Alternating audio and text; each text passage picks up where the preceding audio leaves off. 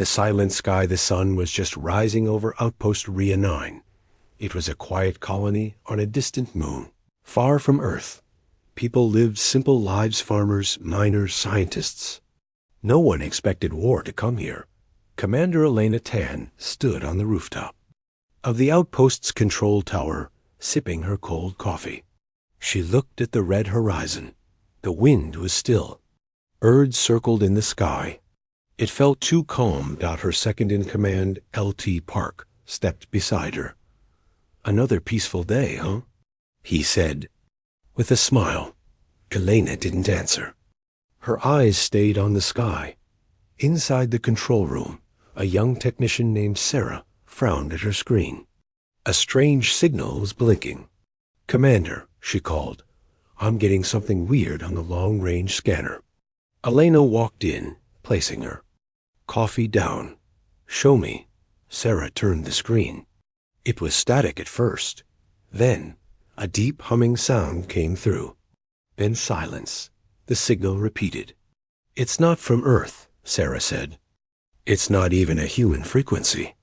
"Try hailing it," Elena ordered. They sent a response.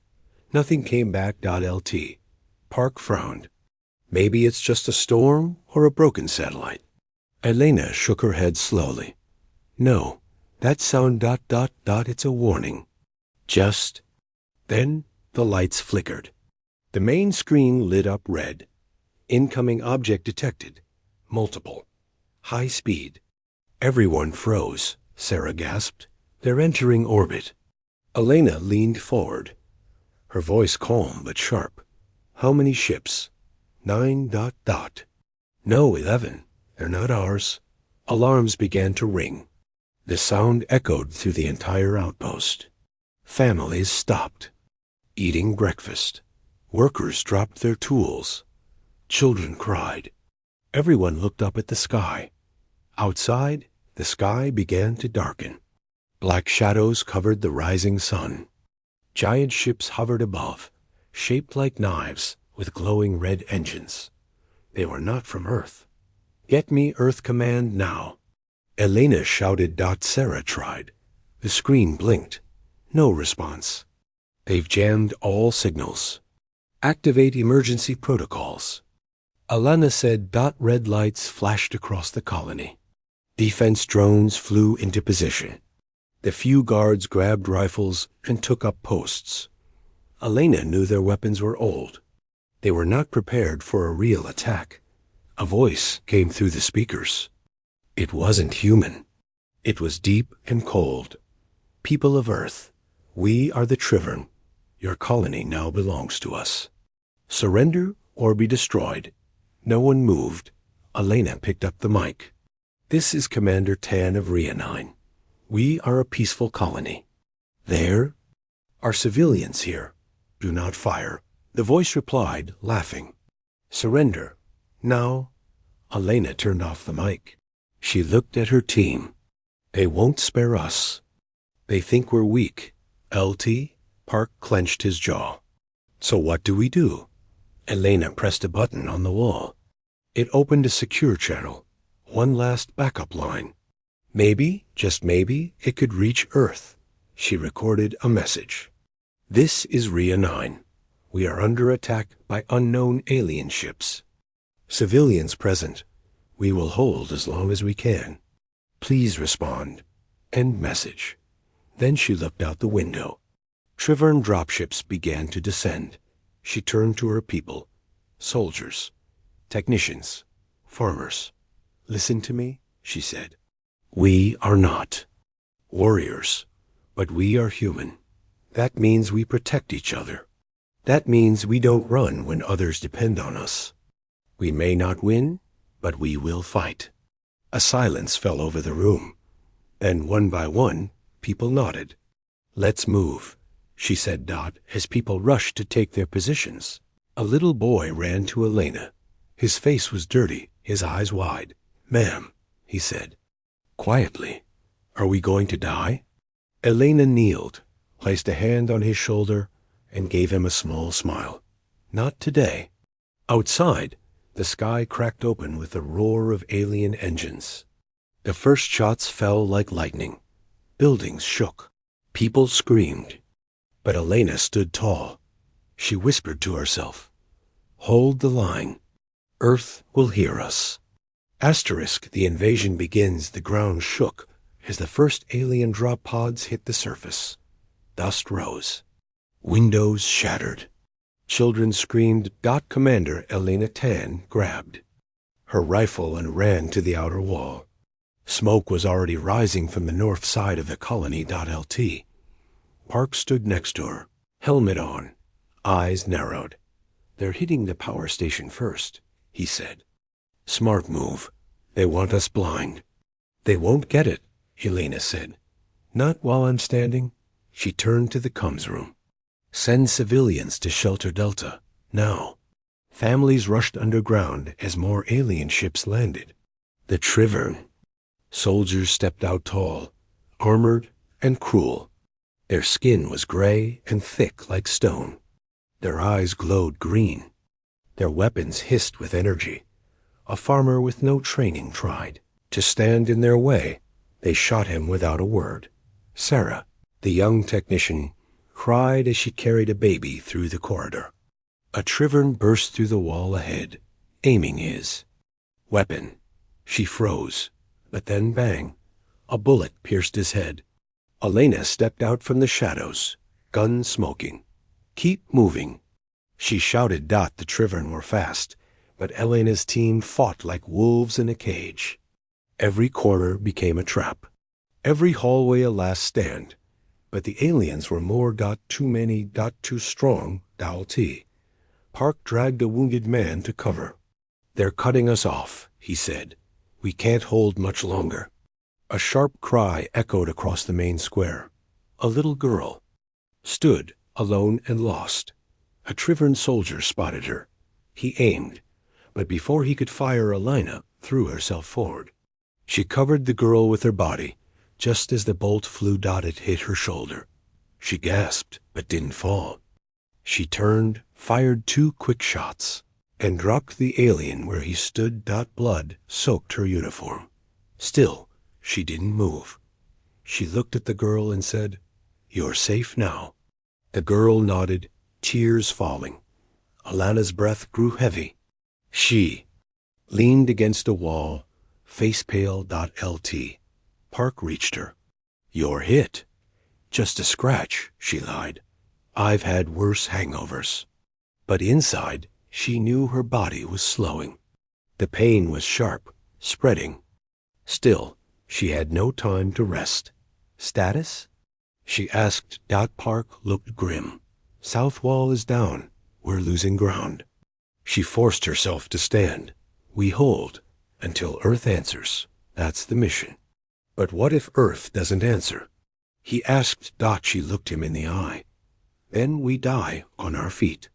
Deep in the outpost's last working relay station, Sarah sent the same message again and again. "This is Outpost Rhea 9. We are under attack. Please, someone, anyone." No reply. She looked up.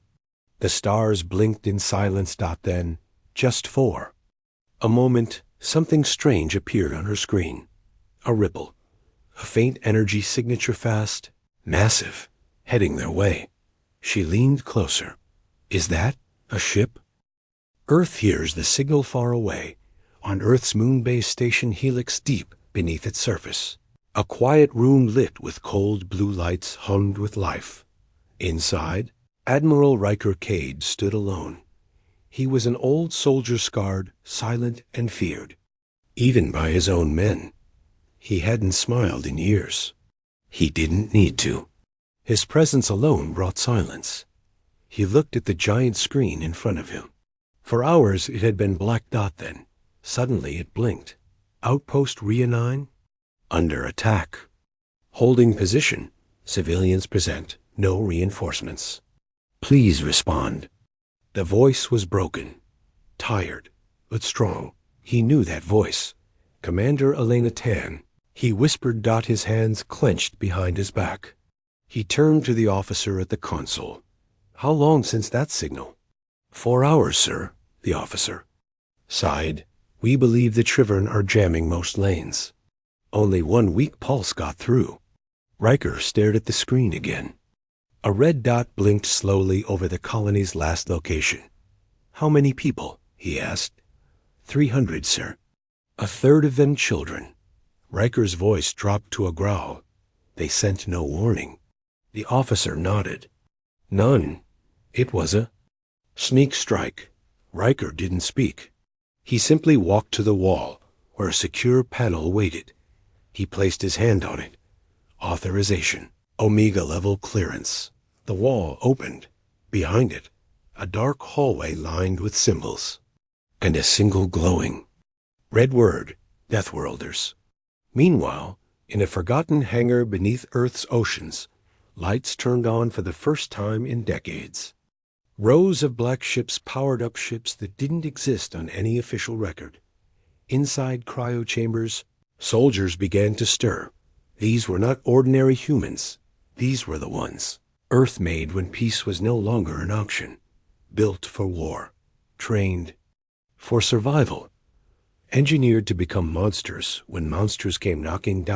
Each bore a single patch on their chest. A wolf's skull, surrounded by flame. They didn't scream. They didn't shout. They simply prepared. Back at Station Helix, Riker stood in the center of a command room now buzzing with activity. One general spoke. Sir, we can't send the full fleet without approval from the Galactic Council. Riker turned slowly.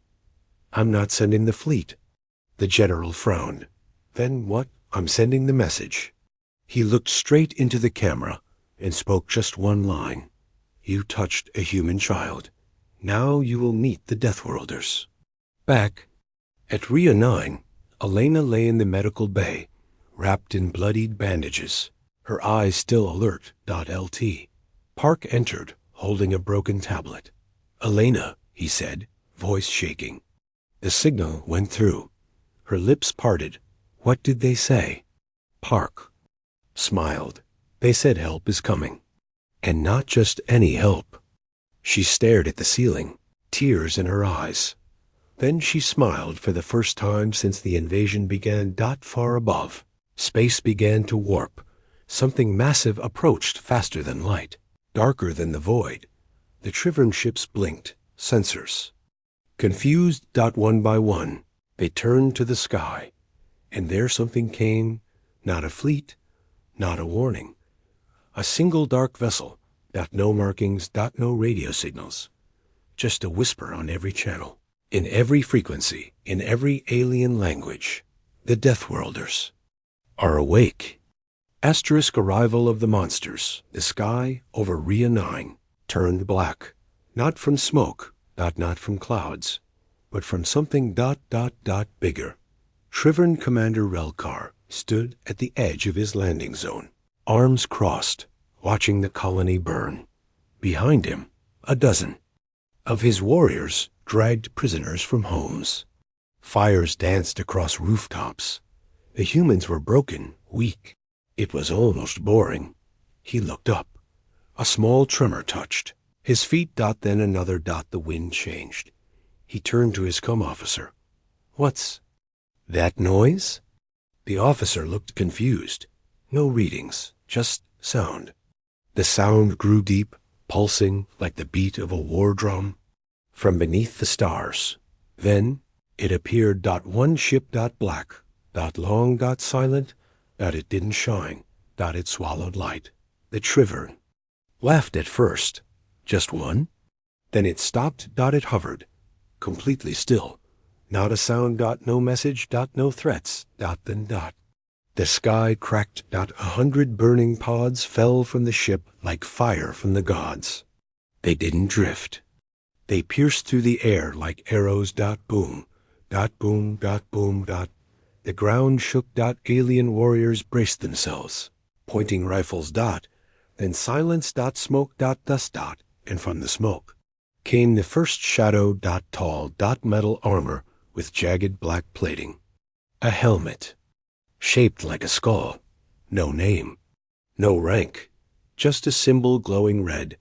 A wolf's skull on fire. Behind him, more followed. Dozens. Then hundreds. They didn't shout. They didn't scream. They marched. Commander. Relkar took a step back. Open fire. He yelled. The Trivern fired everything they had. Plasma. Bullets. Sonic cannons. The Deathworlders didn't stop. They moved like ghosts, dodging, striking, vanishing into smoke, reappearing at impossible angles. One of them leapt 20 feet in the air, landing on a Trivern mech, tearing through the cockpit with bare hands. Another sliced through a squad in seconds, using a weapon that looked like a living blade. A Trivern officer ran. He didn't even scream, just ran. He didn't get far. A net wrapped around his legs. He hit the ground hard. Before he could reach for his weapon, a dark figure crouched beside him. The last thing he saw were glowing red eyes through a black visor. Then darkness. Elena sat up in the medical bay, still weak but alert. The ground rumbled again. LT. Park burst in, out of breath. They're here, he said. Deathworlders? Elena whispered. Park nodded. It's not a rescue. It's an extinction. Outside, civilians peeked from the shelter as the sky lit up with fire. But it wasn't human homes burning anymore. Now it was the invaders screaming. Amma? Little girl pointed at a Deathworlder standing in the flames, holding 2 Trivern by the neck. Is that a human? She asked. Her mother pulled her close. No. Sweetie, she whispered. That's what monsters fear. Above them, the black ship sent one signal across the stars. Earth responds. The reckoning Commander Relkar tried to speak, but his voice shook. They're not human. He watched his strongest soldiers fall like leaves in a storm. His elite guard gone. His war machines burning wrecks. His command center now a crater, all in minutes. He turned to his last surviving lieutenant. Retreat. Sound the call. We leave now. But the lieutenant didn't move. His eyes were wide, locked on something behind the commander. Relkar turned. Slowly. A Deathworlder stood just feet away, not charging, not attacking, just staring. Tall, covered in armor that seemed to breathe.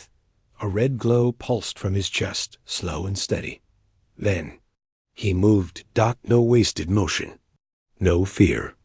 No mercy. Relkar fired his weapon. The Deathworlder didn't flinch. He was already behind him. Relkar felt cold steel touch his neck. Then darkness. Across the colony, the Deathworlders moved like a storm. One unit took the central plaza. They found Elena's injured squad trapped, low on ammo. One of them knelt beside LT Park. You held long enough, he said in a voice like stone. He handed Park a medkit. Rest. It's over now. Park just stared. Blinking. Another Deathworlder carried a wounded girl out of rubble. She clung to him, eyes wide. You came from Earth? She whispered. No, he said. We came because they made us. High above the battlefield, the black ship opened a transmission to the last Trivern command vessel. It showed no image, just words. Lay down your weapons, or be silenced forever. The Trivern captain spat at the screen. You're just humans. The reply came instantly. Not anymore. Then a blue beam of pure energy sliced through space and erased the entire ship in 1 second. Later, as the last fires cooled, silence fell over Rhea-9. Civilians walked out slowly, eyes scanning the sky. The aliens were gone. No more gunfire. Just peace and fear of what remained.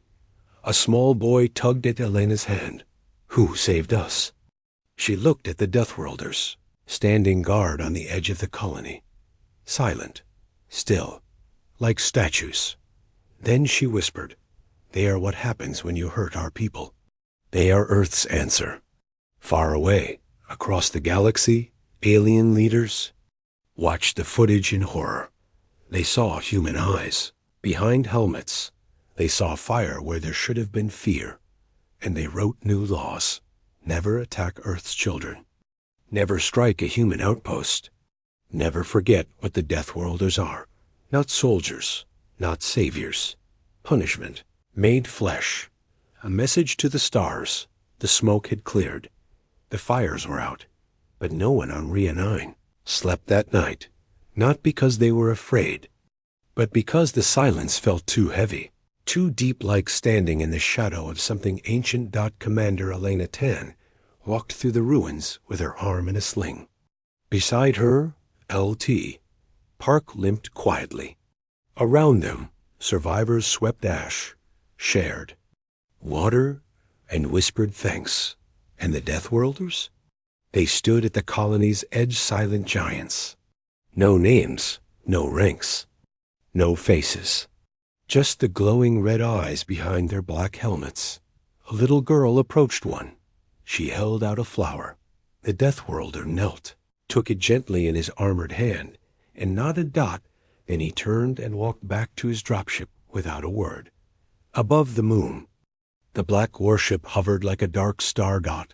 It sent one final message across open frequencies. No encryption. No tricks. Just truth.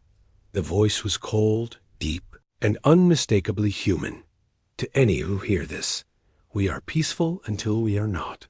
We are patient until you touch what is ours. You came for our people, so we came for yours. A pause. Then, let this be your warning. Earth does not forgive easily. Earth does not forget at all. The message spread. It reached pirate fleets, war councils, hidden empires. It echoed through the Galactic Assembly, where leaders argued over trade, alliances, and power. But when that voice played, the room fell silent. Some looked away, some lowered their flags. And one alien leader, the same one who once mocked humanity, stood up and said only 4 words. Do not touch Earth. On Rhea 9, as the Death Worlder ship vanished into the stars, Elena watched it go. Sarah stood beside her, holding the same child Elena had saved during the attack. He asked if the monsters are gone. Sarah whispered. Elena didn't answer it. First, she looked at the quiet night sky. Then she said softly, they weren't the monsters. And far beyond, in the cold corners of space, new species marked Earth with a single word on their star maps. Warning. Not because humans were cruel, not because humans started war, but because humans finished it.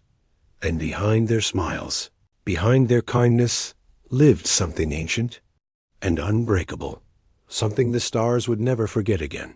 The Death Worlders. Asterisk.